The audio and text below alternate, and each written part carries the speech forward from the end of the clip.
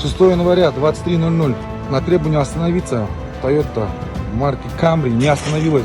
В машине находилось 5 человек. После остановки машины в машине были выявлены продукты, всякие сладости, чипсы.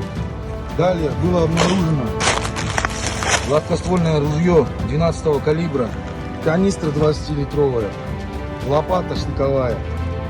При осмотре салона автомобиля было выявлено денежные средства. Приблизительная сумма 900 тысяч тенге. По их словам.